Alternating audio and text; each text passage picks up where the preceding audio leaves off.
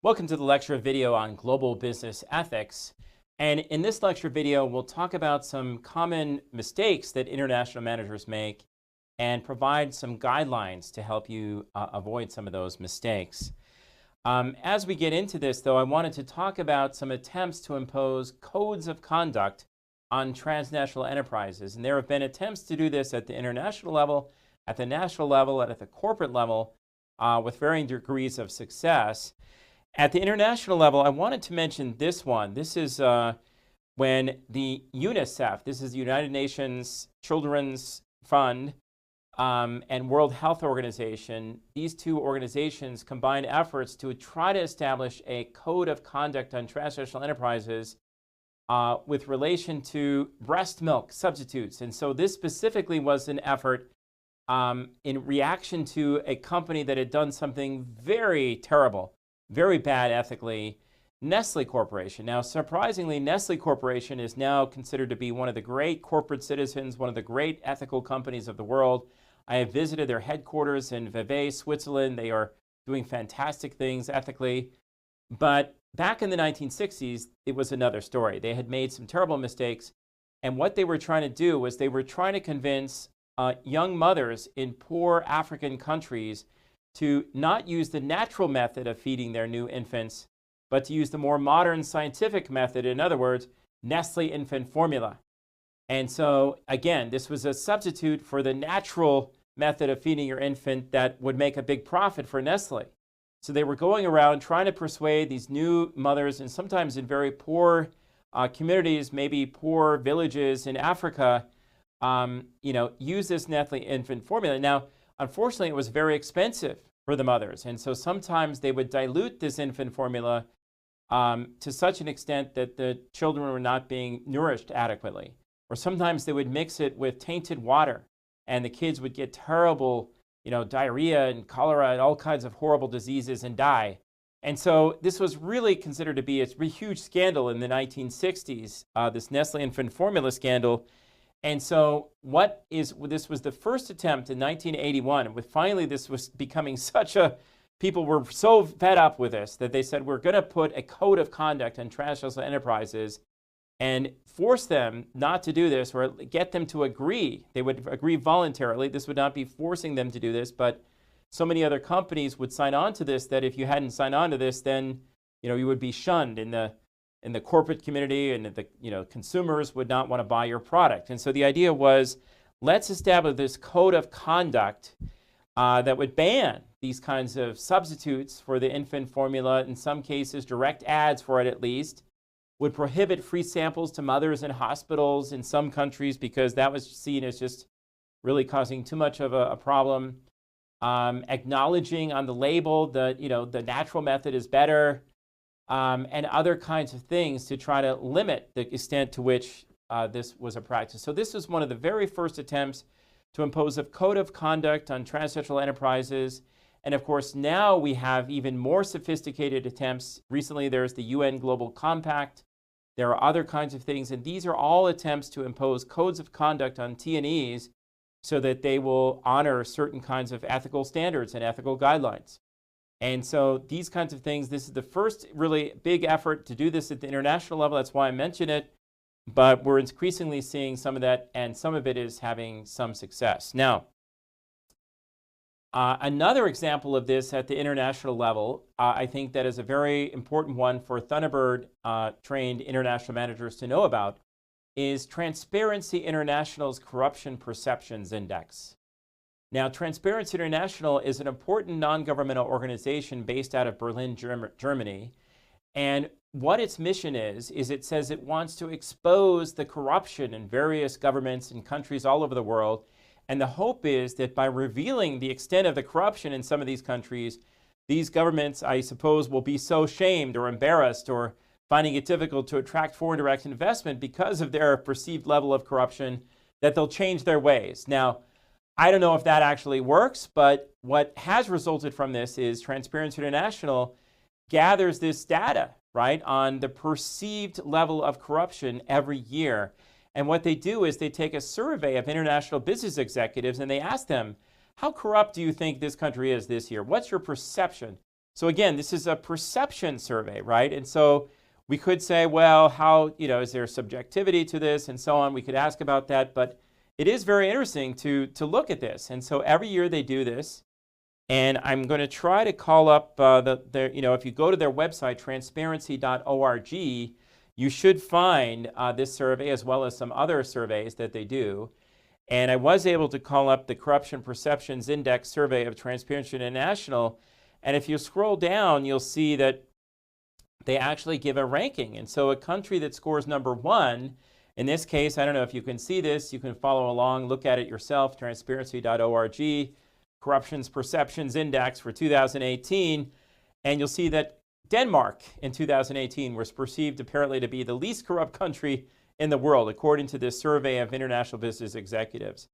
And then as you go down the list, you see that the countries, as the numbers get higher, the countries apparently are perceived to be more and more corrupt. So as we go down this list, well, I guess we have to go to the next page to get to the United States, unfortunately. So, but we do see that, this is a very interesting survey. And if we go down to the lower levels, we see apparently Somalia was the country with the lowest score, the highest number. So that meant it was perceived to be the most corrupt country in the world. So in any case, whether or not this has been effective at getting these governments to change their ways of doing things, to reduce the amount of corruption in the government, I don't know if it's successful, but it does create a very interesting survey, and we find that a lot of international managers will use this, and you might want to use this, for example, in your presentations that you're writing. You're doing an assessment of a country.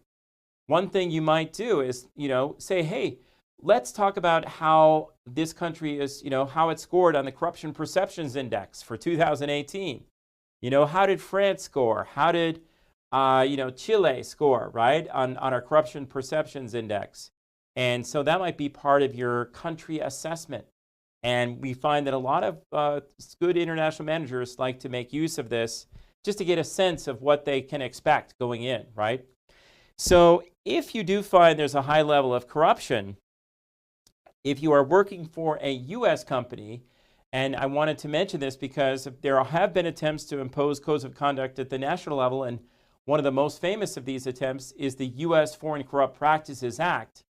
And this is a U.S. law. This is something that you as an international manager should know. If you are working for a U.S. company, this applies to anyone, regardless of your citizenship. If you work for a U.S. company, no matter where you are in the world, if you work for a U.S. company, this law applies to you. So this is a very important law that everyone should know, the U.S. Foreign Corrupt Practices Act. Now, it was passed in the 1970s in the United States. It is very much in effect and very much used all the time.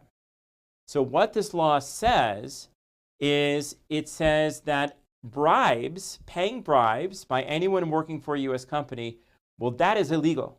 If you do that, you could go to jail. Okay, that's what this law says. But it also acknowledges that sometimes there are situations where managers find themselves in that facilitating payments might be needed. And this law says, well, bribes are illegal. That can send you to jail, but facilitating payments are okay. That is legal. It's okay to do that.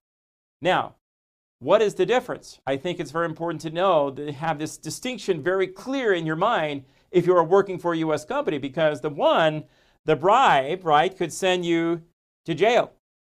And facilitating payments would be just maybe a good way of doing business. So what is the difference? What is the distinction between these two? Now, in my class, ground class, I sometimes have fun asking students about this because, I'll ask them what would be acceptable to do. And they'll give me all kinds of very interesting answers. And, we would say, well, that would actually, you'd end up going to jail for doing that. So what this distinction, I think, is very important to know because it could keep you out of jail at some point, right? So something to know. So the bribe, as defined by this law, is a payment to a government official. This is the illegal thing. A payment to a government official to get that government official to break the law of that country. To get that government official to do something that was completely illegal in that country, that would clearly be a bribe. Now, a facilitating payment is a payment to a government official to do something that is completely legal and that he or she might do anyway, that would be legal to do in any case. You're just expediting it. You're just making it happen a little faster, okay? Now, you have to be very careful, and you have to check with the local authorities, because in some countries, even that facilitating payment that I just described might be illegal, right? So if it's illegal to do that in that country, then it's a bribe. Then the law says, well, that would be a bribe. That would be illegal according to the U.S. Foreign Corrupt Practices Act. So that's the clear distinction. So let me just give you an example. I recently had to get my passport renewed, right? And so I knew, actually I had to get a visa renewed to a country that I travel to. Sometimes it requires a visa. And I knew that there could be a long wait, right? If I sent it to the embassy and so on, oh, it's going to be a long time. So what I did is I hired an expediting agency that could, I paid them a fee and they could get it done faster for me. Now, my visa was going to be renewed. There was no problem. There was no question. It was completely legal. It was just done faster because I made this facilitating payment, okay? So again, in some countries, even something like that could be illegal, and then you can't do it. But I think it's very important to know a bribe is a payment to a government official to break the law of that country. A facilitating payment is something that is a payment that would be legal. You're to get them to do something that's already legal that they're probably going to do anyway. You're just trying to get them to do it a little faster, okay? So in some cases, that may be okay to do. So let me give you another example. Let's say you have a shipment of raw fish sitting on the dock somewhere. And you know that this raw fish is completely legal in every way. It's going to be approved. The customs officials are going to approve it. It's just a matter of routine. But they are very slow. And it's sitting there in the hot sun. You know the fish is going to go bad, okay?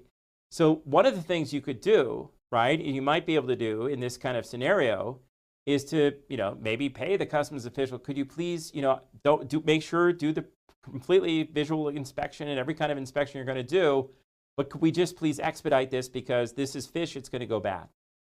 So in some countries, even that might be illegal, as I've said, but in many cases, that might be okay. That would fall into the category of facilitating payment, getting someone to do something that they're going to do anyway that's legal, just speeding it up, okay? Now, an example of a bribe would be different. So a bribe, let's say another scenario. You have a shipment of cocaine sitting on the dock, and that is completely illegal to import into that country. And you tell the customs official, of course we know it's illegal to import and to approve this shipment, but here's a payment, break the law and approve it. That would be a bribe. Now, do you see the difference between bribes and facilitating payments? So that is the clear difference. This is what the law does allow some flexibility, but at the same time, bribes are illegal, okay? And so that's a very important thing to know. Okay, now that's at the national level.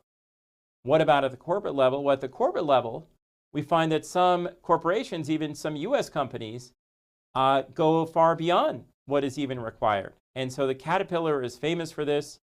They go beyond requiring just the U.S. Foreign Corrupt Practices Act that their employees adhere to that. Of course, most big U.S. companies have training on that and how to avoid getting into trouble with that. Do not violate the U.S. Foreign Corrupt Practices Act. And by the way, most executives that I have spoken to say paying bribes only gets you into trouble, right? Because then everyone expects it. Then it's better not even to get involved in that. And especially if you're working for a U.S. company, you can end up in jail. So not worth it. So here's the kind of thing about corporate codes of conduct. We find that companies like Caterpillar and some others will actually go above and beyond what the law requires and have their own very stringent codes. And Caterpillar is one of those that is famous for that. Now, I wanted to mention this reading that I have assigned to you. And this is the article by Thomas Donaldson, Values and Tension, Ethics Away from Home. And I know that is an older article, but I find it to be, I'm just going to have a swig of water here. I guess I get choked up talking about this because I find this article to be such a great statement about how to do this, because what Thomas Donaldson is trying to do in this article is one of these classic articles. Even though it's older, it's still extremely useful and completely relevant to understand how to do these kinds of things. But what he does in this article is he identifies some common ethical mistakes that international managers make. And he is then trying to provide some guidelines, right? Some guiding principles that managers can use. And I find that the value of this article, it's a relatively short article, easy to read, so please make sure to take a look at that article. When he identifies the common mistakes that managers make, he points out two different extreme approaches to global business ethics, that common mishaps that managers will fall into. And one he calls the ethical imperialist approach. The other he calls the cultural relativist approach. And I just wanted to identify or explain what are the differences between these two approaches. So I have just put my own little summary of the ethical imperialist approach. I called it my way or the highway. Now, what I mean by that is, as Donaldson explains, a common ethical mistake that international managers fall into is they will say, well, if we do certain things back home in my home country, let's say in the United States, if we do things a certain way ethically, I'm going to do those things, I'm going to do exactly the same way in another country. Even if I'm doing business, I'm a manager in another country, I'm going to do it exactly the same way I would do back in the United States. Now, this is what Thomas Donaldson is referring to as ethical imperialism, and I'm calling as a shorthand, my way or the highway. So he gives, I think, a fantastic example of this, the mistakes or the problem that can happen if you use this approach. And one of the examples that I think he gives, it's very interesting, and I can't remember the country. Maybe you can look at the article and tell me, remind me what country that was. But the manager was doing business. It was a female manager who was doing business in a particular country that had very rigid rules. And she herself, came from the United States, and she said, well, in our company back in the United States, we also had very rigid rules. In fact, if we found that a employee, maybe a lower level employee on the assembly line, was stealing something, maybe office supplies or a few of our little products, maybe some pencils or something like that, well, we would report that to the local authorities. That's our practice. That's the standard that we use back in the United States. I don't care that I'm in this other country. We're going to do things exactly the way we did it back home. Now, the problem with this is, as Donaldson shows in that example, is when the manager reported that worker to the local authorities, in that country, any kind of theft was considered to be a capital offense. They took the person outside and shot him in the head. Now, how did the manager feel about that? She was horrified. She was appalled. She was guilt-ridden. Think what she had done. She had condemned this person to death. She thought she was just reporting a simple little crime and the person would get slapped on the wrist. But instead, they killed the person. Now, that isn't a good approach, right? So you see the problem with the ethical imperialist approach. Now, to the other extreme, and this is again that Donaldson is trying to point out problems with these approaches. So these are problematic approaches, right? Is the cultural relativist approach. And in this approach, what he is saying, a common problem managers fall into is they say, well, and the summary I've given to it is, when in Rome, do as the Romans do. Now, that typically is a good practice for international managers to follow. When in Rome, do as the Romans do, or for tourists to follow if they're in another country. Hey, try to eat the local foods, try to blend in, try to experience the local things as local people would do. If you're in Rome, eat what the Romans do, go to the Roman restaurants, those kinds of things. But when it comes to global business ethics, it can be problematic. And so Donaldson, again, gives an example of this. And so this is just, if the local cultural ethical values are such, well, we'll just do it that way then. And the example that he gives is, I think, very telling. So one of the examples is that issue of removing asbestos from a ship. And he gives the example of two bids that the manager was faced with. One bid was from a company in the United States, and they said, well, of course, we're going to have these workers remove this very harmful substance, asbestos, from the ship. And of course, it's going to be very expensive because we're going to require them to wear all the adequate safety gear to protect them, face masks, so they don't breathe in this terrible harmful substance that if they do breathe it in, they could cause them serious lung damage. They could die a painful death. Of course, we will have to spend lots of money. It'll cost $100 million to remove the asbestos from this ship, okay? because of all that safety precautions we want to take. Now, the other bid came from a company, I believe in the article it said Ukraine. Now, I don't know if Ukraine still follows these kinds of practices, but this company at that time said, well, in our country, we don't have to force workers to wear these safety gear and all that sort of thing. So we actually can do it without that for just $2 million. And it'll be a lot cheaper. And the workers can just, they don't need to wear any protective gear whatsoever. They can just do it by hand and remove the asbestos. But of course, they would be breathing in these harmful substances, and it would cause them to have terrible lung disease and die a painful death many years later. So here you are, let's say you're the manager faced with this dilemma. I'm trying to maximize value for the shareholders. I'm trying to keep profits high. I'm trying to reduce costs. And so in the one case, it's going to cost me $100 million. And the other case, it's only $2 million. But it will mean that the workers will have this terrible problem happen to them. What do I do?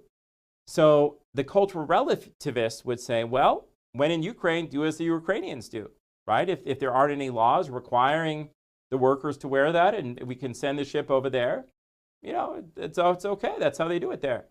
We'll just do it the way they do it. So do you see that could be a serious problem too, because then the company could get lawsuits from the workers later. I mean, and not to say there's just the moral issue, right? You're sending people to a hazardous death just so they can remove the asbestos from the ship. So I think these two examples illustrate the difference very well. He gives other examples, very similar kinds of examples, but I think it makes the point. And so he is saying, look, both of these two extremes to ethical global business ethics are problematic and won't work. There really serious problems can result from this. So instead of doing these two extremes, which are so common that managers fall into this trap of doing one or the other, he's proposing some guidelines. Now, his guiding principles, and he only really has 3, he keeps them very broad and vague. In my mind, there's kind of, vague language here. It seems kind of wishy-washy, the language. But I think what he's trying to do is to say, look, let's have some guiding principles that are general enough and broad enough so that everyone can follow them. But at the same time, they acknowledge there's some core bedrock principles that no manager would ever violate. So let me give you an example. So of his 3 guiding principles, we see the 3 here. This first one, respect for human dignity, it says, among other things, managers will never endanger the health, safety, or even the education of children under the ages of 14, but they will never endanger, put at risk the health or safety of any worker. And then it goes even beyond that and says, we won't even jeopardize the education of a kid under the age of 14. And so I think what he's saying there, and by the way, there's a reason that they specifically use the cutoff age of 14. The United Nations International Labor Organization uses that as a cutoff age and says, kids should not be working in factories all day under the age of 14, right?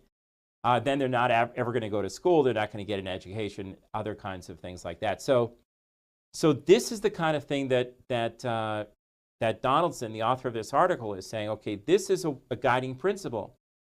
If a manager follows this guiding principle,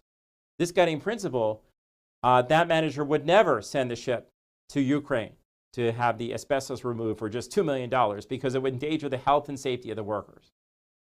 And Donaldson gives another very interesting example. He says, look, there's an example of the company that found itself, I think it was in Sri Lanka. It was in a country where it was very common where kids were working in factories at a very young age. And he said, look, Donaldson would say this would jeopardize that aspect of the guiding principle of, employing kids under the age of 14.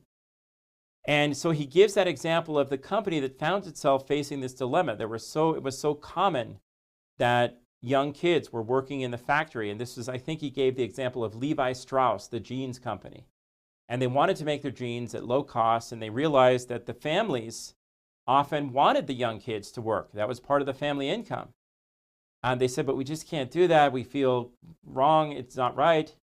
And so they came up with a very interesting solution. What they decided to do is they said to the family, look, we will pay your child the wages he or she would have received in working in our factory, which, for Levi Strauss would be a small amount of money, will pay the child for all those years until that child turns 14. At that age, we would expect then the child to come work at our company, okay? So do you see what Levi Strauss did? They didn't violate this principle of respect for human dignity. They did not employ young kids in the factory, but they also ensured themselves a steady supply of workers. And they gave themselves a good reputation in that country. And so people flocked to Levi Strauss, and it was very easy for them to attract workers. So this is the kind of thing that he's trying to get at here. We look at this other example, respect for local traditions. So again, he gives a very interesting example of Motorola in Japan. And Motorola, when it first entered Japan, decided that they would be ethical imperialists in that country. They said, look, in the United States, we don't allow any of our employees to receive gifts or give gifts or have any kind of gift giving whatsoever. But of course, in Japan, that was such an important part of the business customs, the business traditions, the gift giving, that Motorola found itself losing business as a result. So Motorola came up with a solution. So they said, okay, in Japan, we will allow our executives to give or receive gifts, but only on the condition that if it's a gift, a beautiful gift, they put it in the lobby so that everyone in the company can see it. There won't be monogrammed golf clubs with just the CEO's initials on them or something like that. It'll be something that everyone, a beautiful vase or something that can be displayed in the front office, everyone can see it. And so that will help the company as a whole and the workers as a whole rather than one specific individual in our company. And he gave an example, Donaldson does in this article, of nepotism in India. And of course, nepotism is when a company hires somebody and then they start hiring relatives of that person rather than selecting them on the basis strictly of merit. And of course, that could lead to serious problems. And a lot of US companies have very strict nepotism rules, right? But in India, it turned out that if someone got a job in a good company, they of course wanted to bring their family members in. And so this was conflicting with, a lot of the best workers said, I don't want to work for your company. So one of the things that it was decided to do, I can't remember the name, I think this might have been Coca-Cola, is, okay, well, maybe we'll relax that in some cases where there wouldn't be any jeopardy to health or safety. So you wouldn't hire an aircraft mechanic on the basis of, his relative worked there, he doesn't know what he's doing, but you might hire, let's say, a doorman in the building or something, just to kind of make it, more attractive for people to work in that company. They could bring in their relatives. And then finally, the last one, context matters. And of course, again, it would be ethically imperialist to say, we pay a certain wage in the United States, we're going to pay that same wage. We expect companies to pay that exact same wage in every country.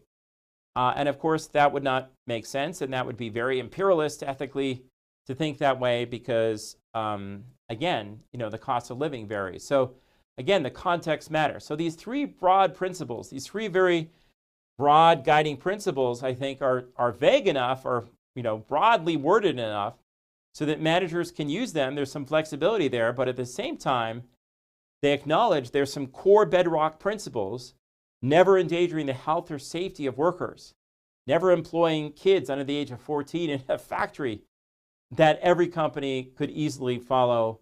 And there are some ways around some of these things you can see that allow for some flexibility while still acknowledging the basic principles that companies should follow. So again, these might not be the principles that you would agree to.